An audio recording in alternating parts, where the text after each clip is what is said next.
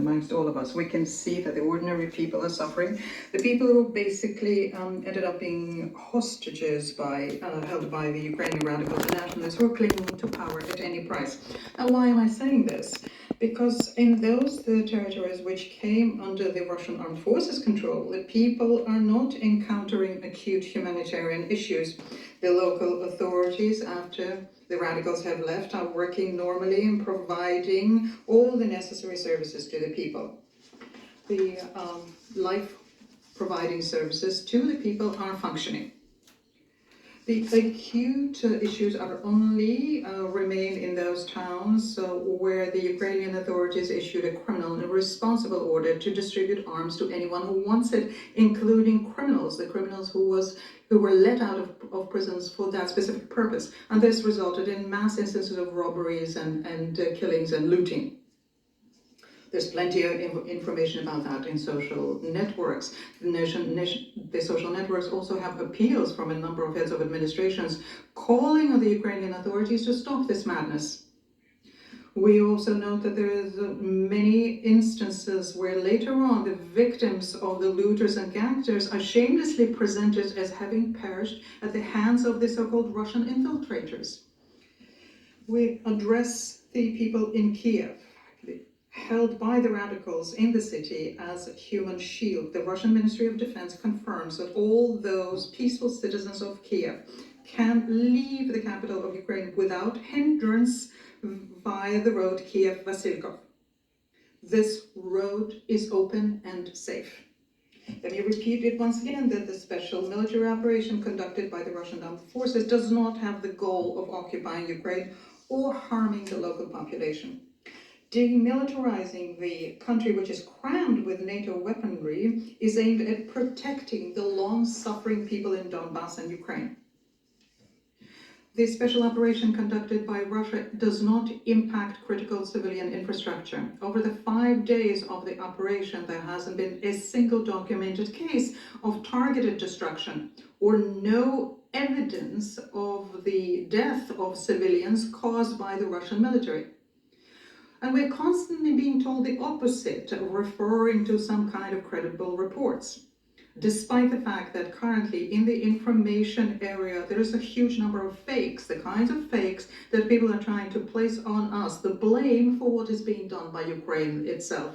And this tide of dirty lies replicated in Western mass media, unfortunately, very unfortunately, have become a dangerous mark of our times. Today, at this meeting of Security Council, once again we heard about the bombings of residential areas, hospitals, schools, and kindergartens.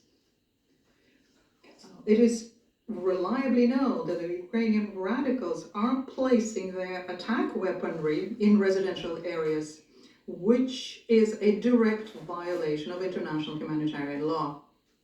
We would ask Martin Griffiths and Philip Grandi to please comment what I've just said.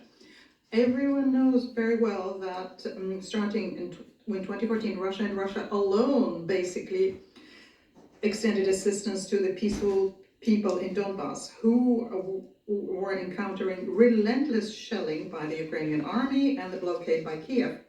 We already had several meetings of the Security Council where we explained this approach of ours, and I'm not going to repeat this. I will simply say that we deeply regret the fact that even today, when we're discussing the humanitarian situation in Ukraine, not a single Western colleague mentioned the citizens of Donbass, whose suffering for 8 years you've tried not to notice. A very important measure of supporting the people of Donbass was a decree issued by the President of Russia, Mr. Putin, in 2019, entitled "On Defining for Humanitarian Purposes the Categories of People Having the Right to Apply for Russian Federation Citizenship under a Simplified Procedure."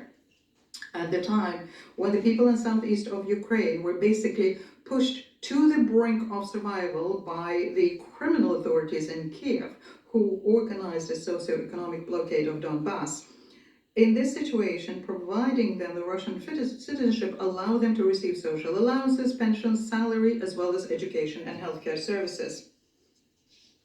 Currently, In Russia, we have more than 110,000 refugees from Donbass. They had to leave their homes after an event a week ago when Kiev tried to yet once again resolve the Donbass issue militarily in violation of the Minsk package of measures. And the blame for this situation also belongs with our Western partners, who openly indulged Kiev in Kiev's rejection of Minsk and pumped the country full of weapons. Overall, according to the information we have, since the beginning of conflict in 2014, about 3 million Ukrainian citizens left for Russia. In conclusion, I would like to underscore yet once again that Russia did not start the war, that Russia is trying to end it. The Ukraine started the war in 2014, except that all these years you tried not to notice it. It was very odd for us to hear from the representative of France that the European sanctions on Russia do not violate international humanitarian law or the interests of the ordinary people in Russia. These duplicitous statements are something that we heard before in the context of other countries' situations. As regards the draft proposed by France and Mexico on humanitarian situation in Ukraine, we need to study the text very carefully before issuing any assessment thereof. In any event, please know that the Russian military will provide any needed humanitarian assistance to the Ukrainians in the territories that have been freed from the radicals. I now resume my function as President of the Council and give the floor to the representative of Ukraine.